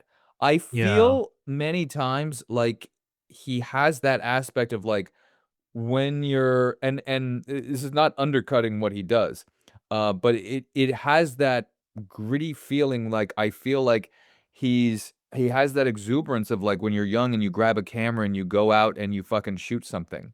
Like there's an aspect to that within this. It's not that easy, and yes, he has amazing perfect things that he does throughout it, but there's aspects that he'll leave in that other directors wouldn't, and I like that rawness to it. I don't look at it as him going, "I'm trying to be different." Like, that's just the way that I let him wash over me. Yeah, I get where you're coming from. I'll say this, that I get what you mean, that I can understand your viewing when you're sitting in a theater watching the third act finale of the film, and it's this kill car chase, and the camera's showing you the POV, and the girl stops the car and it crashes and she has to shoot the guy. that was an entertaining scene for sure. Yeah, the movie gets you to a point where it's more entertaining at the end. It takes a long time to get there, but by the time you for me, I wasn't as entertained before, but I understand where you're coming from, that you're watching this thinking like, "This is great, like, this is great filmmaking." It's funny for me because I wasn't finding just that end as it's weird, especially my second viewing. I wasn't finding that end to be, like, more entertaining than the other stuff. I was finding such entertainment in, like, Benicio del Toro's character the second time watching this just he keeps pulling Leonardo Right, DiCaprio's character as soon as he plugs his phone in. He's like, "No, next place, next place." Like, right, "We gotta go, Bob." that interaction to me, like, I just love the torture of that. He keeps Right, and then when he finally gets it, I got it." Like, he's so finally happy that he's got the phone working, and then what happens as soon as he gets the phone working?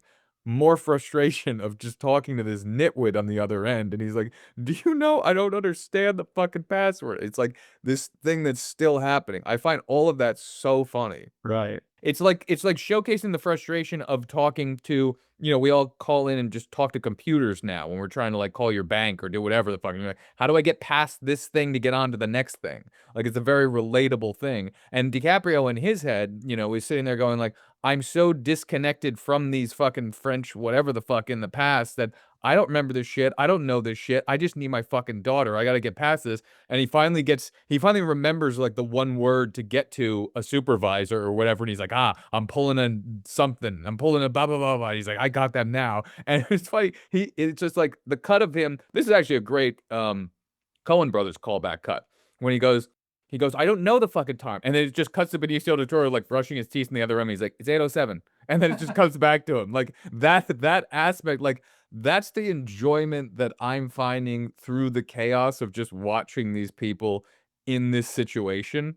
They're being true to their character self. This is a drunk guy who's been smoking weed for fucking God knows how many years. And yeah, a drunk guy who's been smoking weed, who's given up on life, would act like this. Yeah, you have, like, a more relaxed approach. Oh, yeah. I'm more like I want something specific out of this, and I'm not getting it. Yeah. I thought that the movie was, like, weirdly for teenage girls because the end of the film, that last scene when she goes off and they play American Girl, I was like, "Who is this movie for?" Yeah, but that can also be a little bit of a red herring. Hey, you want the little happy ending where you feel this is gonna happen? I'll give you that, Hollywood. Here you go. And it's not I love the shot and I love the thing, but I'll give you that. Like he does a lot of last music hits on his movies. Like the ending of Magnolia is the dolly into the boy coming up to the girl, and then we have her looking at the camera and bow, wow, wow, and the music kind of hits. Oh, I didn't mention the music either. Yeah, we didn't get to talk about that. Oh my god, it gave me a headache. I loved it. I loved it. I loved it. I love the piano hits. The piano hits, I love them. Yeah, I felt like the music was just hammering into my brain for 3 hours. It was just like a hammer just hitting my head. See, that's what but to me, this is that movie. This is I just came out of fucking 15 years of fucking Superman, and I just kept going and going and going. I want a wacky, weird fucking movie with weird characters that isn't exactly a typical Hollywood movie, and I wanna watch it not knowing where this movie's gonna go, and at the end, like, I love No Country for Old Men, and then I woke up, boom, cut to black. Okay, great.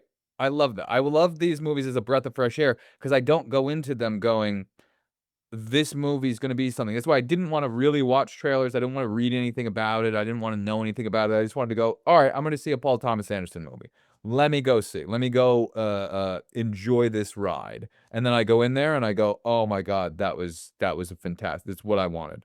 I needed a palate cleanse of just knowing what's gonna happen or following a very specific three-act structure of something that's gonna happen.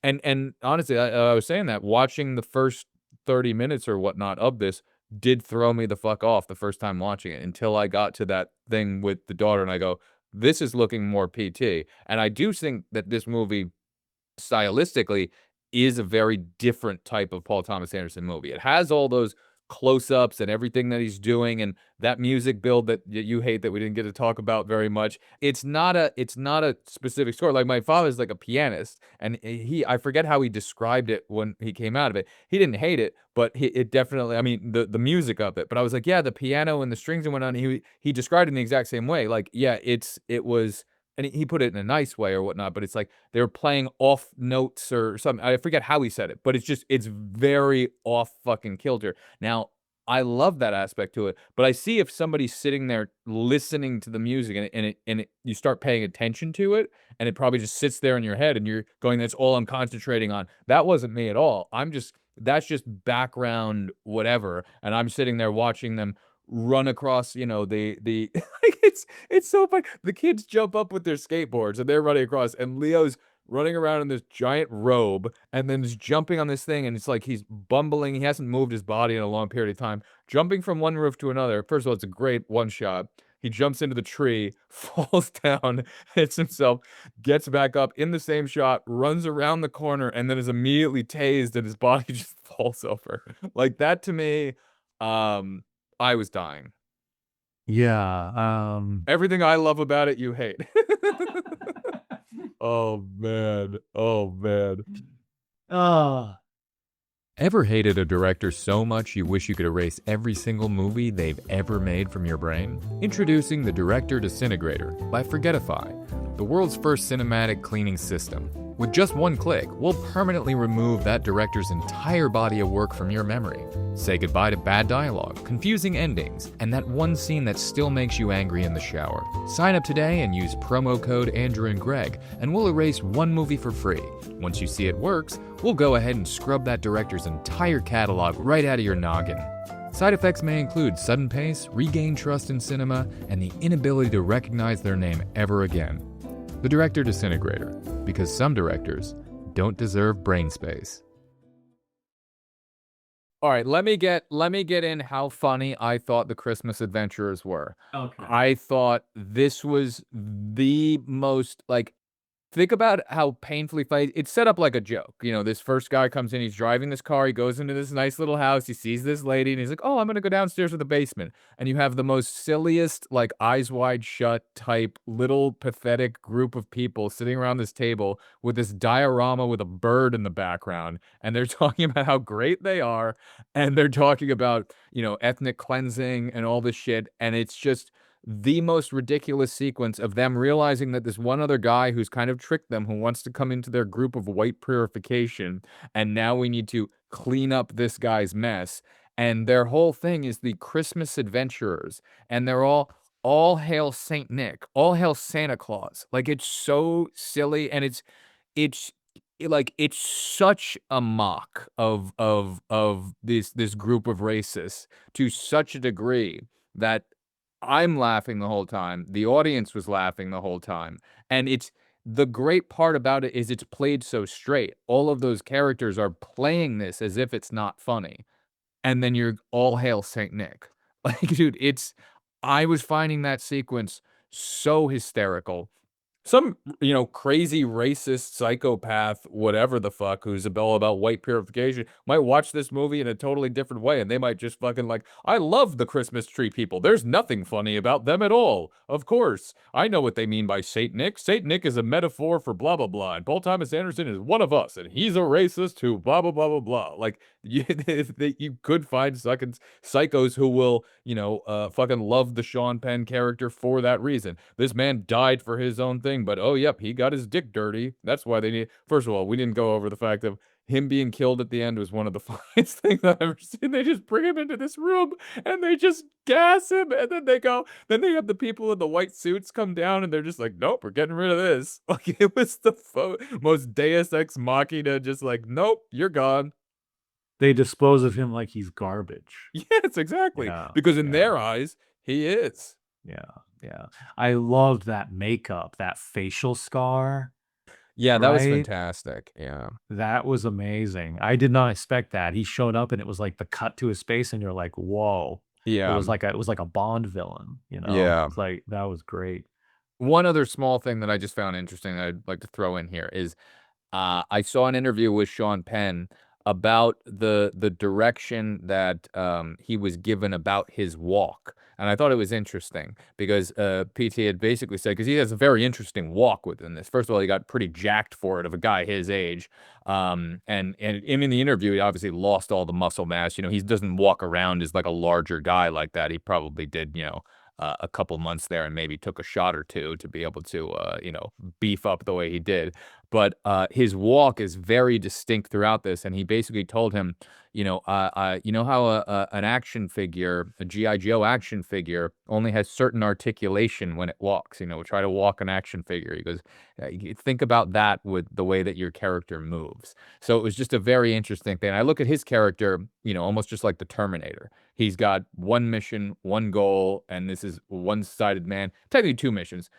His one mission is get inside of this Christmas Adventures fucking club, which he just can't wait to get into this racist, ridiculous club. But in order to do that, he has to accomplish mission number 2, which is kill John Connor, which is basically, kill his own daughter within this. So then he goes and does everything he can to basically use the entire military force to say, find me an excuse to get up to this town because I basically just want to go up here and find out if this is my daughter by blood. If it's not, the mission is over. I don't care because I'm free and I'm out of here. But if you are, we've got a problem, and then I need to kill you.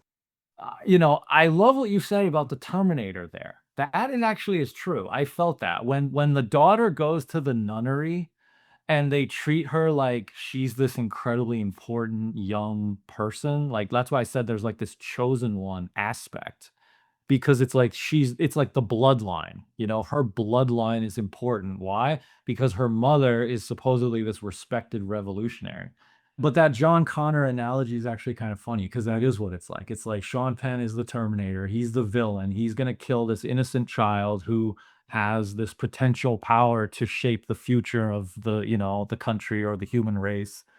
And that's kind of how, the movie frames it. But the thing with that, yeah, I think it's a false framing of that though. For one aspect is that it's not like these people have been looking for this girl for 16 years because they're not sitting around, going like, oh wait, one day they'll come back in. She's only thrust back into this story because Lockjaw comes out and tries to kill her, and then they go, oh okay, we've got to let them know. We know some inside information. Hey, this Lockjaw guy's coming. Let's go protect her just because this thing has happened. She was just in hiding. They weren't waiting till she gets to be 18 and she's going to be the new one who comes out and blows everything up for them.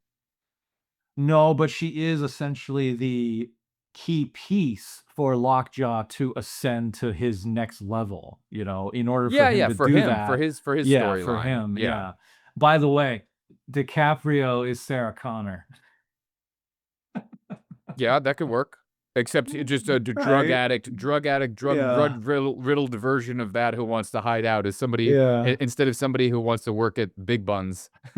Just a really, really bad version of Sarah Connor. A drugged out fucking version of Sarah Connor. Yeah. I think the good part about it was you don't have to like him, but you came around to it in a nice way there where you were like, I see where you can like that movie. I think that's a good distinction too. Yeah, yeah. I do think the movie had interesting themes going on that it was kind of weaving together. It's just that I don't think it presented itself in a way where I was like, "Oh, okay, I'm being given really something to think about here." It was very obscured, and it's like they were kind of in there, but you have to kind of crack it open and really try hard to get in there. The movie doesn't give that to you a lot. That's the thing. If Hollywood took his draft of his script, they would take it and they would polish it up. They'd punch it up. They'd make all of those things and go, what are these themes? Let's make sure that the audience gets these themes. And let's take this away and define this more. And this needs to be defined. And we need to understand this and why it doesn't make sense that her character just disappears. We need to bring the mother back in the third act. And this is going to happen here. Then it's going to be the mother-daughter go together. And then we get to see how the daughter comes from it. Like, they would make it not a Paul Thomas Anderson movie. Yeah. Yeah, I feel like Hollywood doesn't like to tackle these kind of subject matters this directly, where like the movie's about this. It's like they don't really like to they like to do it more, like, in a peripheral way. So, yeah, it's the kind of movie I think that only a writer-director could make, only a single person sitting down saying, "I'm gonna write this story, and then I'm gonna bring it into a world, and only I can do that." And there's less and less of those writer-directors that do it in this type of way in Hollywood. So in that regard, I respect it, but I think that's also where I come at it from a very hard point of view, where I now hold it also to a high standard to say, okay, so you are this singular artist, and so now I'm gonna treat that work very seriously, and I'm gonna expect a lot out of that. So I think, that's one of the tough things about being a great filmmaker is that the more great movies you make, the more people expect you to make more great movies. But to you, is he a great filmmaker, or is he a guy who made one great movie, There Will Be Blood, and his other movies all suck? I don't know.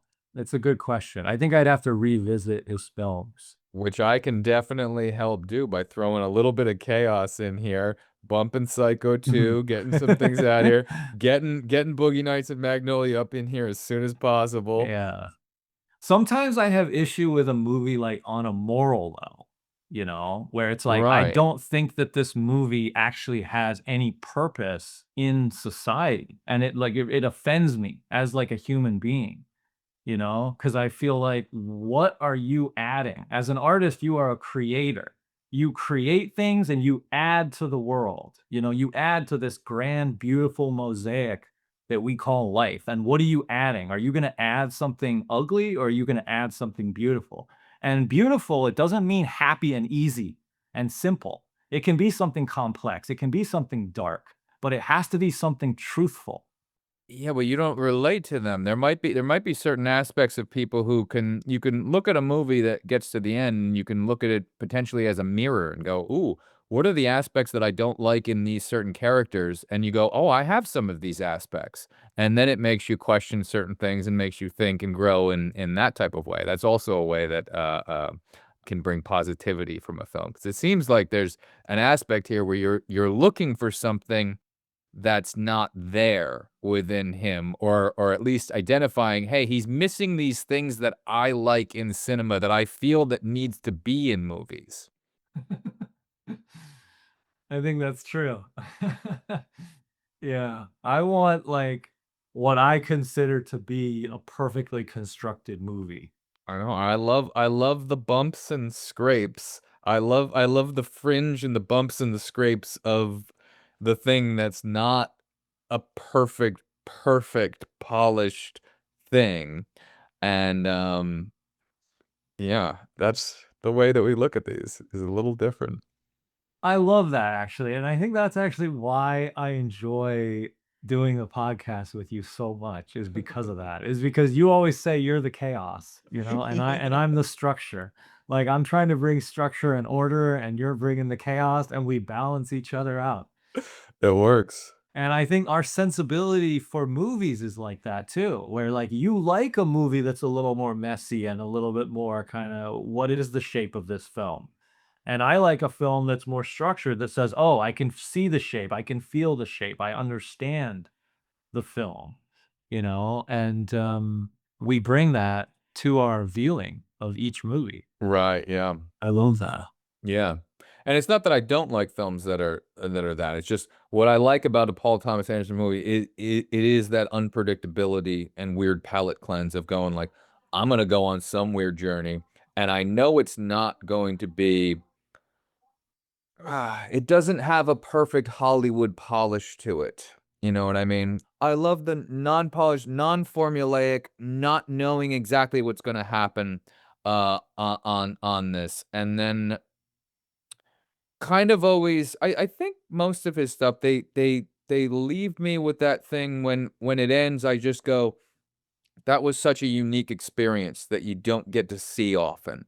And I really like that. I think even, maybe all of his films besides Inherent Vice, because I need to rewatch, they've all kind of left me, with that aspect in one way or another where I just go, "Ah, I got to see a Paul Thomas Anderson film." You know what I mean? I got to see something different, and it never, for the most part, lets me down because that's what I'm going in to see.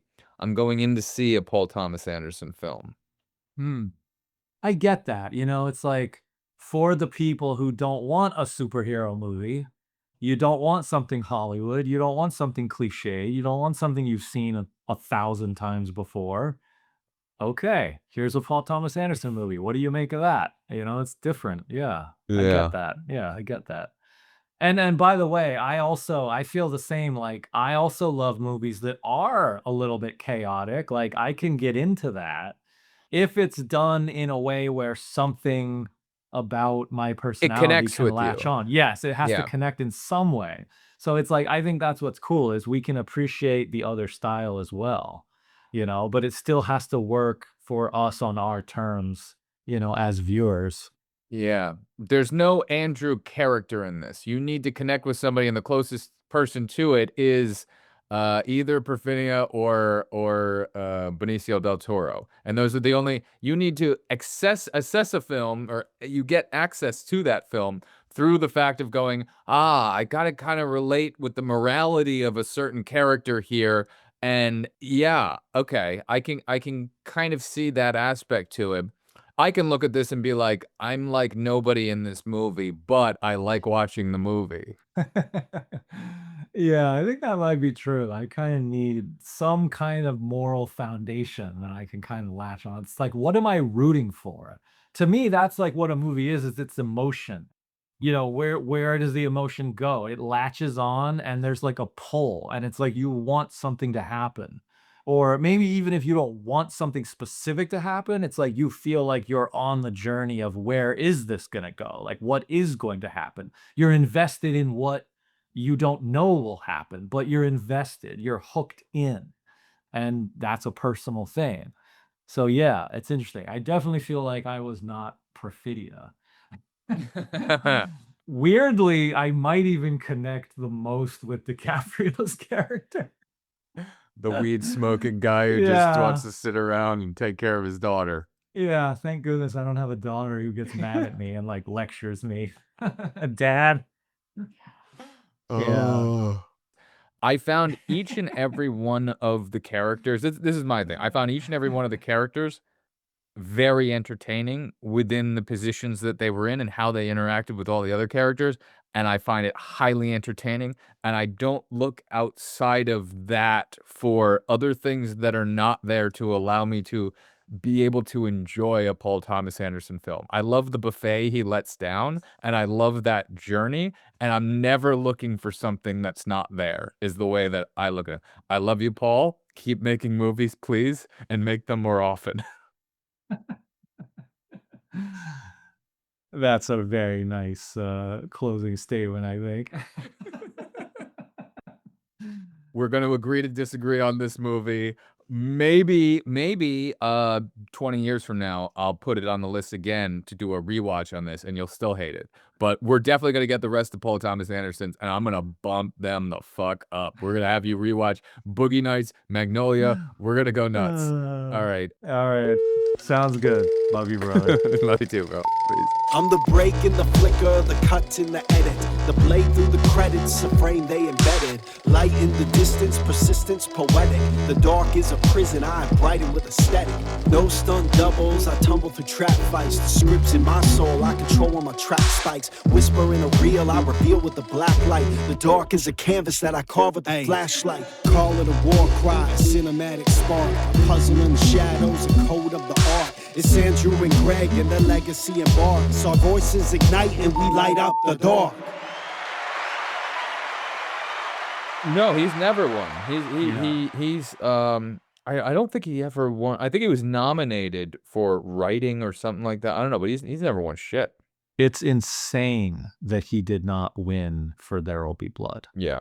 I mean, that's just crazy. Like, I said that during our No Country episode. I'm like, it was the Coen brothers' year, just because Hollywood likes to anoint. It's like they pick someone and they go that direction. But really, like when you look back, it's like, how could you not say that that movie is the best directed movie of that year? It's crazy, yeah. I do think Sean Penn likely to win the Academy Award for Best Supporting Actor. Very possible. He was great in the movie. So yeah, the a lot of the acting, a lot of the performances were phenomenal. So I mean, I'm trying to like soften on the film a little bit. I'm trying to soften a little bit.